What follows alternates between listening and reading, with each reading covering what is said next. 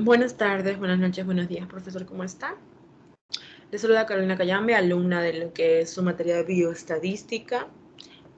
Voy a proceder a hacer la exposición de mi examen del tercer parcial.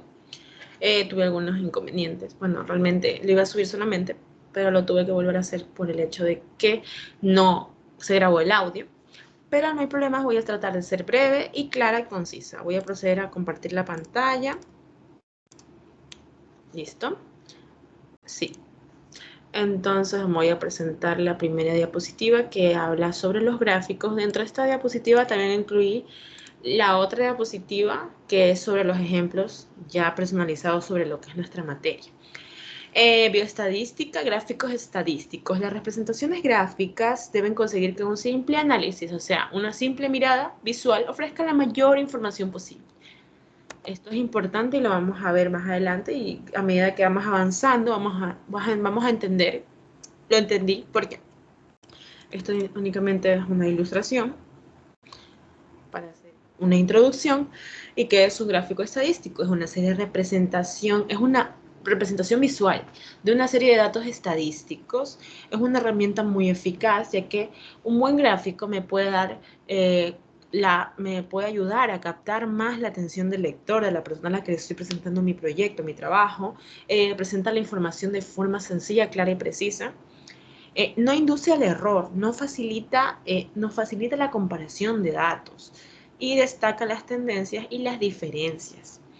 Ilustra el mensaje, tema o trama del texto al que lo acompaña. En primer lugar, vamos a empezar para entender los que son los gráficos estadísticos, recordando los tipos de datos que existen. Y pues existen tipos de datos, como ya lo sabemos y lo hemos analizado en nuestra materia, datos cualitativos y datos cuantitativos. Un momentito, quiero verificar si está grabando. Bueno, aquí ya tuve inconvenientes, entonces sí está grabando. Listo, vamos a continuar. En esto no vamos a hacer mucho énfasis porque lo tenemos claro. Simplemente recordar que las cualitativas se dividen en nominal, ordinal y cuantitativas en discretas y continuas. Según el tipo de carácter que utilizaremos o estemos estudiando, usaremos una representación gráfica u otra. Es importante. No podemos simplemente escoger cualquier gráfico estadístico por cualquier dato. Según sea la variable, los gráficos son más utilizados. Los más utilizados son los siguientes: diagramas de barras, diagramas de sectores y los histogramas. Eso como un dato. Los diagramas de barras es el primer de los gráficos que voy a presentar el día de hoy. Los gráficos de barra es una representación gráfica en un eje cartesiano.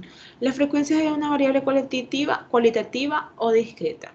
También se lo conoce como gráfico de barras o diagrama de barras, etc. Diagrama de barras. La orientación del gráfico puede ser vertical, puede ser horizontal. En el vertical, las distintas categorías están situadas en el eje horizontal y las barras de frecuencia crecen verticalmente. Eso no tiene mayor ciencia. En la primera imagen que tengo aquí, esto es un gráfico vertical.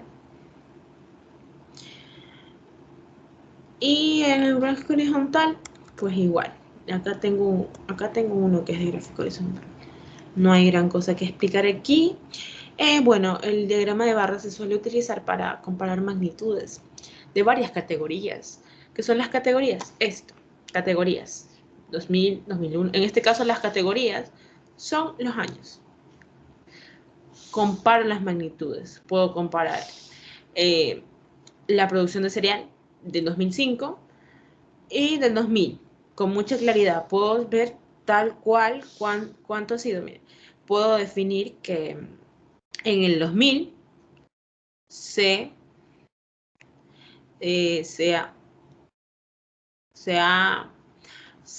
hubo una producción de cereal de 2 quintos aproximadamente, 2 quintos más que en el 2005. Y acá igual. También este diagrama de barras nos sirve para ver lo que es la evolución en el tiempo de una magnitud concreta. Este gráfico mismo me ayuda a profundizar eso, y dentro de este gráfico, dentro de estos datos, por ejemplo, dentro de la información de estos datos del 2018, de 2008, también existe otro gráfico que es este, producción de cereales, y en este caso ya hablamos de las toneladas y metemos la variable, la categoría países. Y este es el ejemplo que coloqué. Podemos ver, y recalco, que el gráfico de barras está hecho en el plano cartesiano, y vemos que en el eje de las X tenemos las categorías, que son intervalos de edades. Edades 15 a 21 es un intervalo, 23 a 33 otro intervalo. En las edades donde ha habido menor pacientes es esta, 51 y 57, y se puede apreciar claramente. Y la variable del eje de las Y es el número de pacientes. Entonces puedo concluir, gracias a este gráfico, sencillamente, que el mayor número de pacientes ha sido dentro de este intervalo de edades, dentro de estas categorías, 27-33. También tengo este ejemplo, que para hacerlo me valí de una de las encuestas agregadas a mi trabajo, que es sobre preguntarles a las personas acerca de los trastornos durante la pandemia, entre las categorías en el eje de las, sigue siendo eje de las Y, así se haya movido, porque como podemos ver, este gráfico es vertical, no, es horizontal. Ajá, es horizontal. Y tenemos la irritabilidad, ansiedad, apatía, depresión. Y claramente podemos que la menor cantidad de gente tuvo ansiedad durante la pandemia, pero tuvo más irritabilidad. Diagramas de sectores. Un gráfico de sectores es una representación circular de las frecuencias relativas de una variable cualitativa discreta que permite de una manera sencilla y rápida su comparación. También se lo conoce como gráfico de sectores, gráfico de pastel, etc. Dentro de este gráfico es importante, la mayoría de los gráficos en el primer semestre de nuestra materia aprendimos a hacerlo en Excel. Sin embargo, somos conscientes, nuestro profesor fue consciente de que hay profesores y hay veces en las que necesitamos hacer las cosas de manera manual, porque la tecnología nos puede fallar. Entonces, en este caso, es importante saber cómo obtenemos los ángulos de cada sector. En este caso, el ángulo es la frecuencia relativa por 360 grados. Recordando que 360 grados es el ángulo de una circunferencia entera. Y al mismo tiempo es importante recalcar que cada ángulo, la suma de todos los ángulos, de todas las secciones, de todos los sectores de mi gráfico, me tiene que dar 360, por supuesto. Porque si no, algo hicimos mal en nuestro proceso de sacar esta información. Estos gráficos son útiles cuando las categorías son pocas, como en este ejemplo. Son 1, 2, 3, 4, 5 categorías y se ve claramente. Sin embargo, si el gráfico tiene muchas variables, no importaría casi información, o sea, no aportaría, no sería visible ni clara la información y sería prácticamente como quien dice incomprensible. Como ocurre en este ejemplo, por ejemplo, no podemos identificar en sí si esta rayita azul o esta rayita azul más claro es más, ¿cuál de las dos es menor? ¿Es un menor porcentaje? No podemos, porque simplemente es ininteligible esta información. Por eso este gráfico es para pocas categorías. Y este es mi ejemplo. Para eso me valí también del porcentaje de edades de los pacientes. En este gráfico circular solo utilicé unas variables. O sea, un grupo de variables, no dos como en el anterior caso. Y el que se expresa claramente, 4% es aquí, 33.39. Y 28% es 27.33. Pictogramas. Un pictograma es un gráfico que representa mediante figuras o símbolos las frecuencias de una variable cualitativa discreta.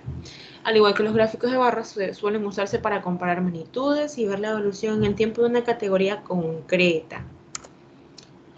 Pictogramas. Hay tipos de pictogramas. Tenemos los pictogramas donde, para representar la diferencia entre nuestras categorías, utilizamos únicamente un dibujo desenfocado, distorsionado, y de esta manera se adaptan a la longitud de la barra. En este caso no es barra, es un pictograma, pero podemos ver claramente que aquí en la categoría aceite de cocina es mucho menor a lo que es la categoría de vidrios. Pero sin embargo también hay otro tipo de pictogramas donde se utiliza no un solo gráfico, una sola imagen, un solo dibujo, sino varios. Y varios, por ejemplo en este caso, varios depósitos, padres depósitos de residuos forman una barra. En este caso, es el mismo ejemplo. Listo. Es importante, en este caso se usa 10, o sea, a cada valor se le da un porcentaje, 10%. ¿Qué quiere decir? Aquí tenemos 10% más 10%, 20% más 5%, 25%. 25% de las personas residentes depositan residuos de los aceites de cocina. Gráfico de dispersión es utilizado solamente en los casos de pares ordenados, con la intención de conocer el tipo de relación que se establece en las variables. Se presentan con puntos todas las relaciones observadas entre la variable de un eje, del eje y del otro, y se la compara con la determinada tendencia. Pares ordenados. ¿Qué son los pares ordenados? Son dos puntos, o sea, es la descripción de un punto en dos partes. La primera parte siempre va a ser el eje de las X y la segunda parte siempre va a ser el eje de las Y. Por eso es un gráfico de dispersión, que también se le podría llamar vulgarmente un gráfico de puntos. Aquí tenemos un ejemplo, gráfico de dispersión de lo que son los fertilizantes nitrogenados utilizados en cada país. Viendo este ejemplo, el consumo de fertilizantes nitrogenados de cada país está representado en el eje horizontal, es decir, en el eje de las X, el consumo, y la producción agrícola en el vertical, en el eje de las Y.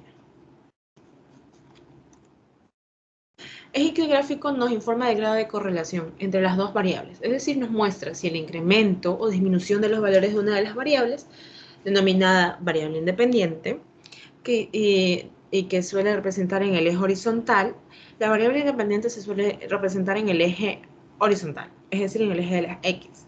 Altera de alguna manera los valores de la otra, denominada variable dependiente, y que se representa normalmente en el eje vertical o en el eje de las Y. ¿Qué quiere decir?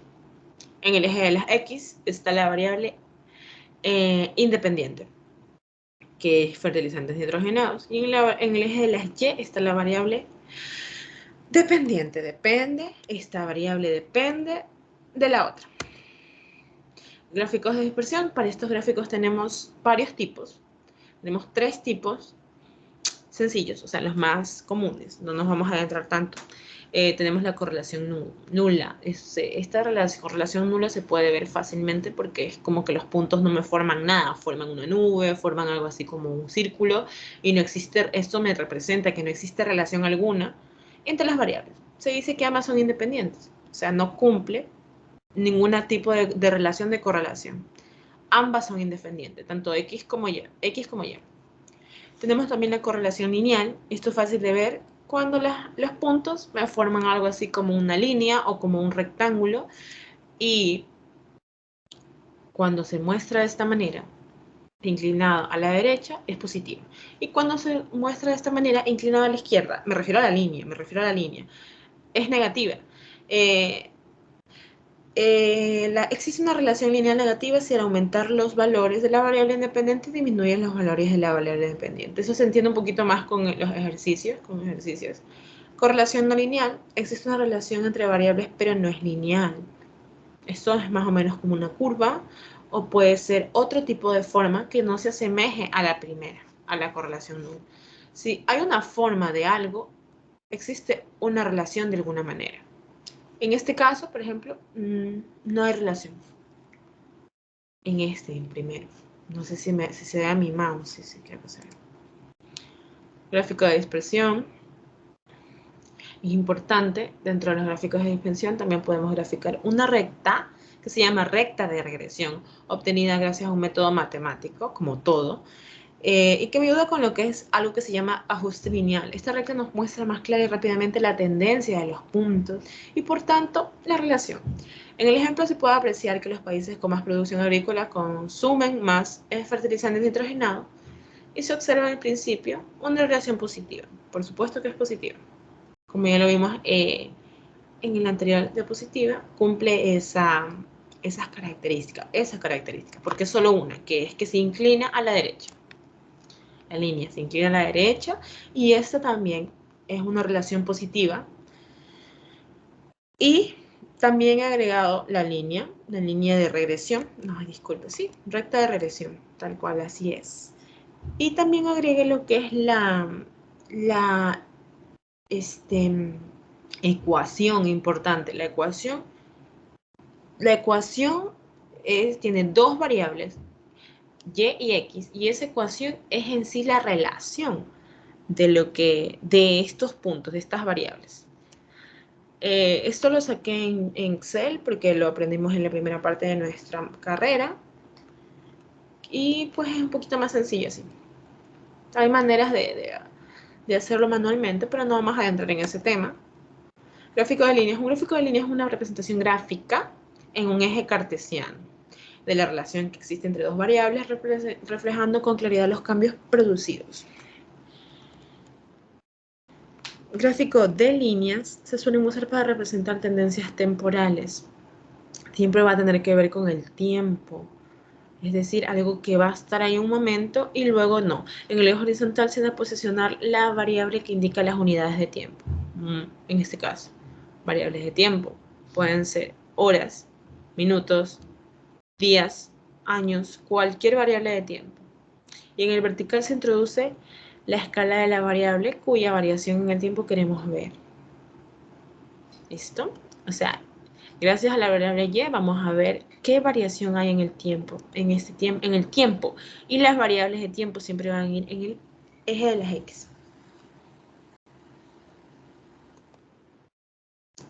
Hay casos particulares.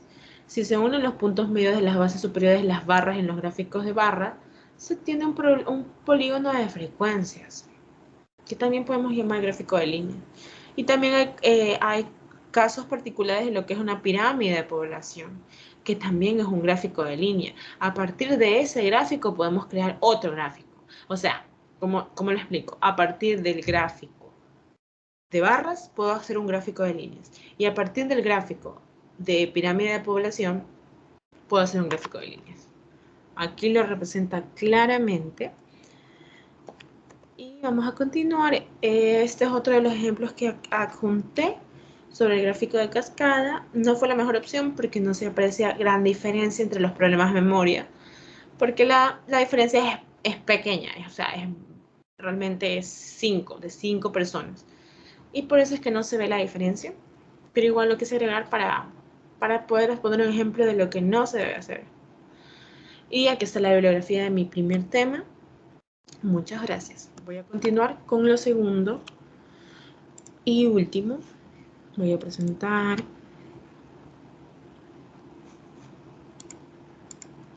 ok, listo. Medidas de resumen para variables cualitativas. En esta parte investigamos 4 medidas de resumen para variables cualitativas. Existen muchísimas, pero escogimos 4 que vamos a aplicar en nuestra materia y son súper sencillas. Como ya dije, súper sencillas, y la primera de ellas es la más sencilla de todas, la proporción. Es la más simple que puede adscribirse de una variable cualitativa binaria. La proporción expresa la frecuencia con que se encuentra la variable de interés dentro del conjunto total de datos de una población. En palabras más simples, una proporción informa del tamaño que tiene una parte en relación a la totalidad. Proporción. Toda proporción puede ser convertida en porcentaje si se la multiplica por 100. Importante. Y una proporción jamás puede ser mayor al número 1. Y la suma de todas las proporciones siempre me tiene que dar igual a 1. Estadísticamente hablando, la proporción no es otra cosa que la frecuencia absoluta simple de una variable cualitativa. Importante la relación de esta información, de estas medidas, con lo que son temas que ya hemos visto. Nos ayudan a entender y para poder calcular la proporción, lo hacemos con una fórmula muy sencilla que es P, proporción, igual a sobre N, donde A es el número de veces que se ha presentado la variable de interés. Y N es el total de la muestra, número de datos total de la muestra. Súper sencillo. Proporción. Ejemplo número 1. Se realizó una población de 120 pacientes la siguiente encuesta. Antes de la cuarentena tenían problemas de memoria. Los resultados fueron claros, que del total de las pacientes, 79 no tuvieron problemas de memoria y de los restantes sí tuvieron. Nos piden calcular la proporcionalidad de sís y de nos existentes en esta encuesta. Este ejemplo yo lo inventé para poder adecuarlo aquí. Ejemplo número 1, la solución. Para poder hacer este procedimiento tenemos que colocar los datos para que sea un poquito más fácil, no sea confuso. En este caso es sencillo porque son pocos datos. Pero cuando nos toquen datos muy extensos es mejor poner así. Una lista donde están mis datos, pacientes genosos 75, pacientes de CIS son 45, total de encuestados son 120. ¿Qué son total de encuestados? El número total de la muestra. Número total de la muestra. El total de la muestra. Entonces aplicamos la fórmula. Proporción de los nos, donde es el número de pacientes que dijeron no y el total de encuestados. Número de pacientes, 75 sobre 120, simplificamos, me da así, y aquí igual, simplificamos. Es importante, una proporción muy mayormente, y lo sé porque investigué al respecto, se representa con una fracción, más no con decimales. Sí se representa con decimales, pero mayormente se representa con una ecuación. Entonces, de esa manera, en la siguiente diapositiva, voy a explicar por qué se representa mayormente con lo que es una fracción. Entonces, dentro de la interpretación, ¿para qué se presenta con fracción? Para la interpretación, sea más sencilla. Como resultado de esta encuesta, existen 5 que respondieron no por cada 8. Es decir, por cada 8 personas encuestadas, 5 me dijeron que no. Y lo mismo aquí. Por cada 24 personas encuestadas, 9 me dijeron que no. Eso nos da una idea de cómo se manejó los resultados de esta encuesta. Proporción, ejemplo número 2. Se tomó como referencia un estudio realizado en el hospital de Roberto Guilfer. Parte de la metodología del mismo se basó en encuestas de pacientes. Verifique la pérdida de interés en las actividades diarias y sencillas después del COVID-19. De esa pregunta de los encuestados del periodo 2020, se obtiene que el 2.050 personas lo calificaron como moderado, su pérdida de interés, y 3.050 personas lo calificaron como severo, su pérdida de interés, y solo 242 como leve. Se pide hallar la proporción del resultado de esta encuesta en el periodo 2020. Tengo prácticamente todos los datos. Lo único dato que me haría falta para realizar este ejercicio es el total de la muestra, y eso simplemente lo consigo sumando todos los datos que me dan. Aquí está. Esto más esto más esto me da esto. Una vez más coloco los datos como una tabla.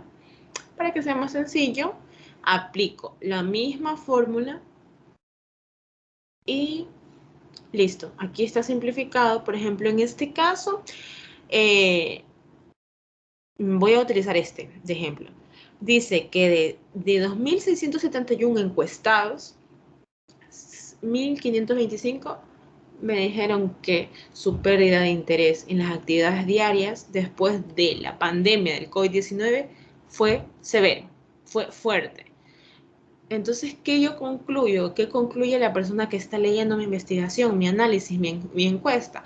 Concluye que prácticamente la mitad de todos los encuestados me dijeron que tuvieron un severo pérdida de interés en lo que son las actividades sencillas y diarias de la vida. Más de la mitad realmente, porque es 0.57. Y importante que no lo dije en el anterior ejemplo porque se me pasó.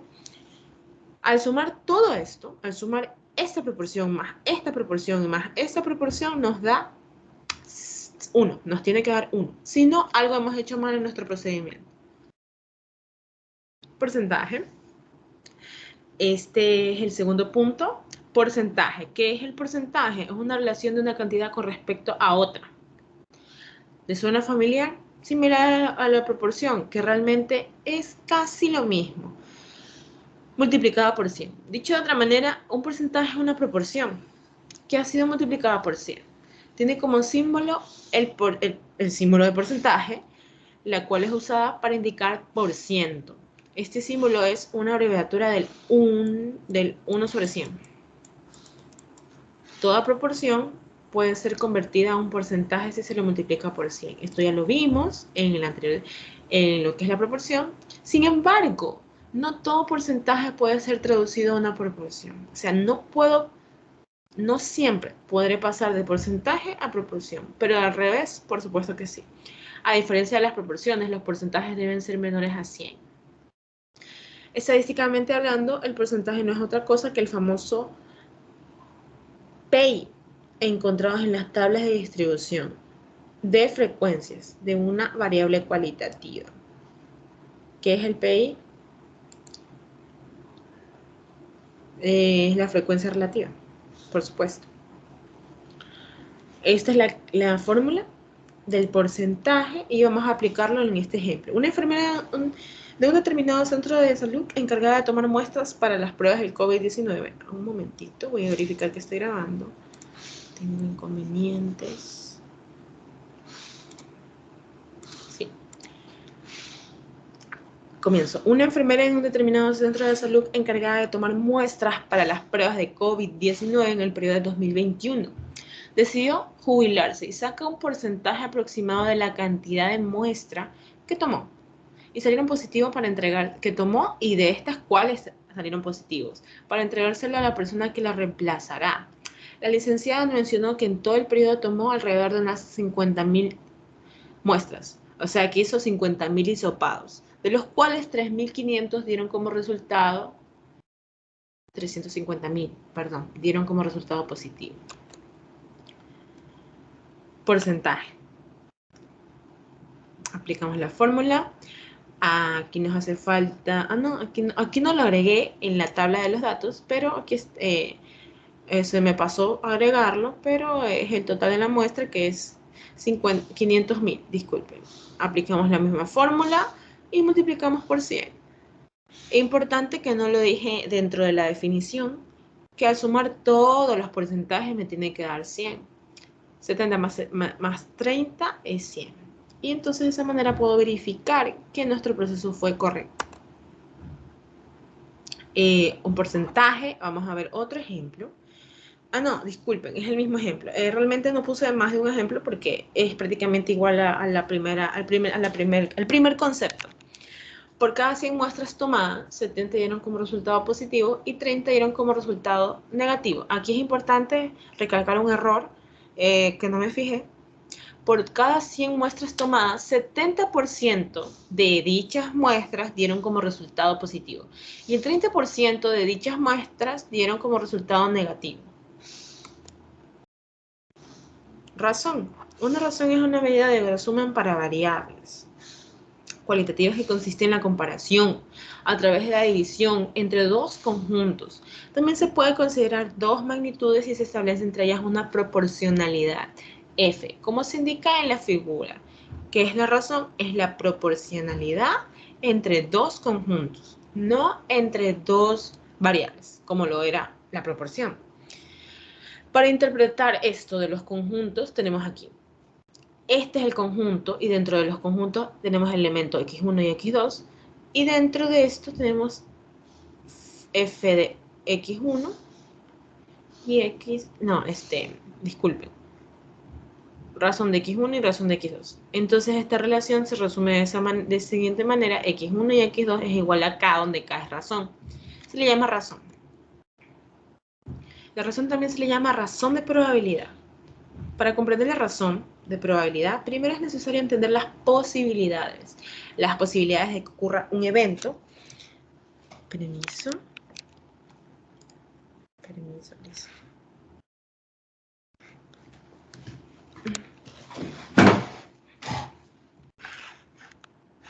Ya. Las probabilidades de que ocurra un evento están indicadas por el cociente de la probabilidad de que el evento suceda o la probabilidad de que el evento no suceda. Cociente quiere decir la división. Como lo vemos aquí, que es una división, entonces la razón es un cociente. Y tenemos lo que es la razón con nuestra fórmula, que en este caso la puse un poco diferente. O sea, es lo mismo, pero las variables cambian. Realmente las variables no son muy importantes. O sea, la letra que yo escoja para mi variable no es importante. Sin embargo, las variables más usadas, las letras más usadas son X, Y, Z. Lo recalco porque no quiero que haya confusión. Aquí, por ejemplo, es X1 sobre X2. Sin embargo, yo para evitar confusión puse X sobre Y. Ahí, donde razón es igual a X sobre Y. Donde X es el número de eventos, personas, etcétera, que tiene uno o más atributos específicos. Y Y es el número de eventos, personas, etcétera, que tienen uno o más atributos específicos. Pero estos atributos son diferentes, o sea, difieren en algún modo con los atributos de los miembros de X. La razón. Aquí hay un ejemplo. ¿Cuál es la relación cuantitativa entre el número de personas sin acceso a fuentes de agua potable mejorada y las que no tienen el acceso? La respuesta es la razón. Y simplemente dividimos la cantidad que posee la característica entre las que no la poseen. X sobre Y. En el ejemplo divides X, que es 6.6, 6.600, y entre 663. El resultado es 9.95. Un número que para simplificar la comunicación redondeas, es decir, 10. Finalmente podemos afirmar lo siguiente. Por cada persona, 10 personas en el mundo en el 2015, por cada 10 personas, una no tuvo acceso a fuentes de agua potable mejorada. Entonces podemos decir también que la razón es la relación cuantitativa entre esto y aquello. Tenemos el segundo ejemplo, más acercado a nuestra materia.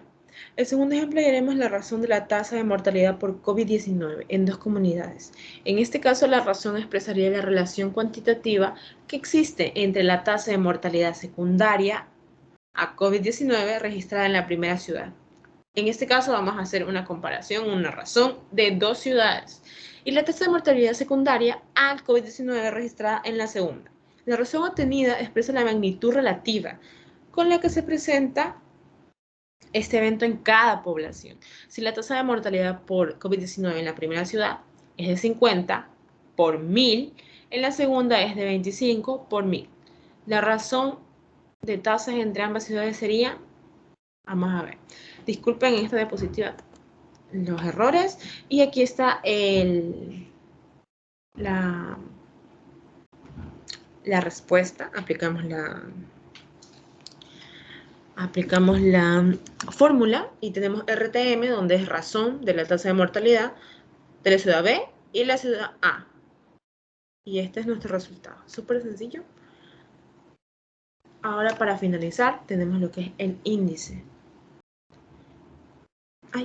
¿Qué es el índice?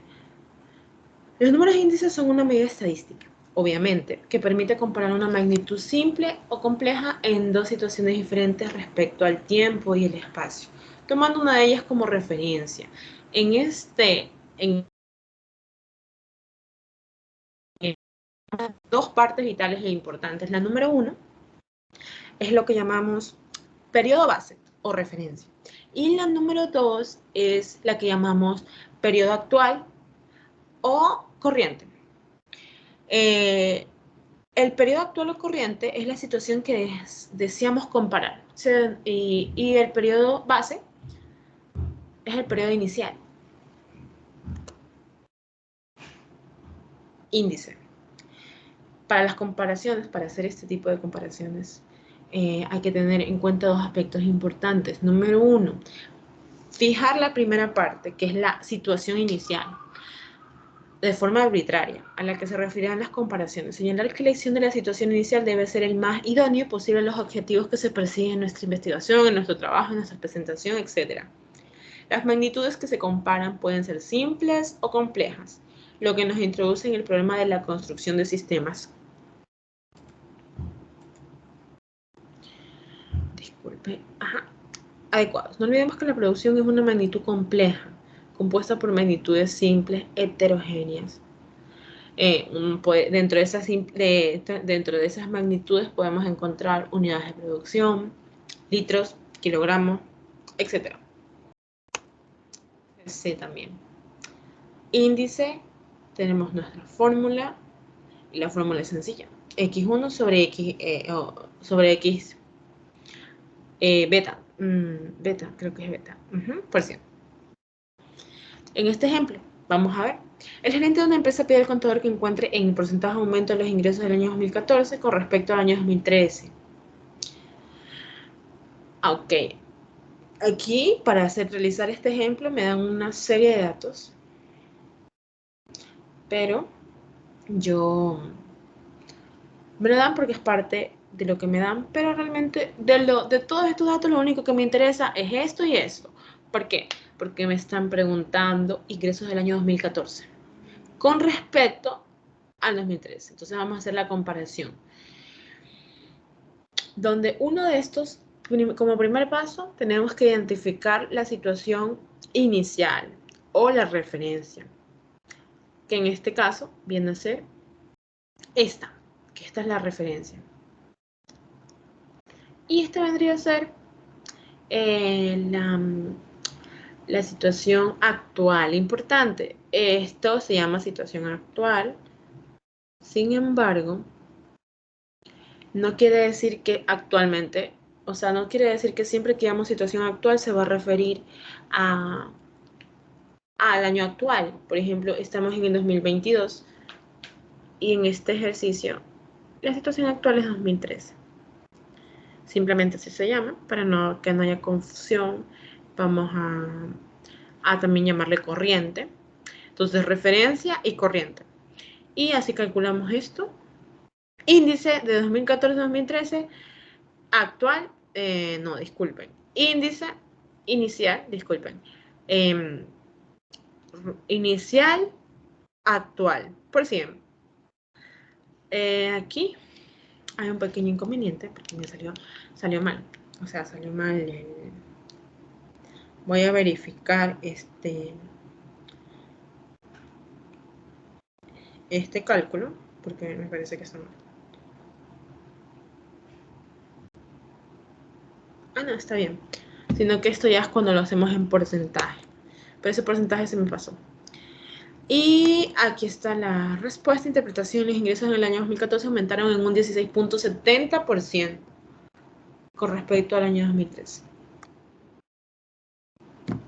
Esta es la bibliografía en la que me va a hacer para hacer mi presentación. La verdad es que investigué bastante para poder comprender bien esta parte de la materia.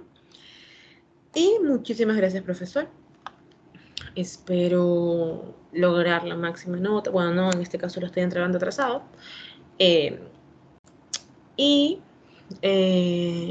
Gracias por la materia impartida y espero poder sacar la máxima nota en el próximo parcial. Muchas gracias.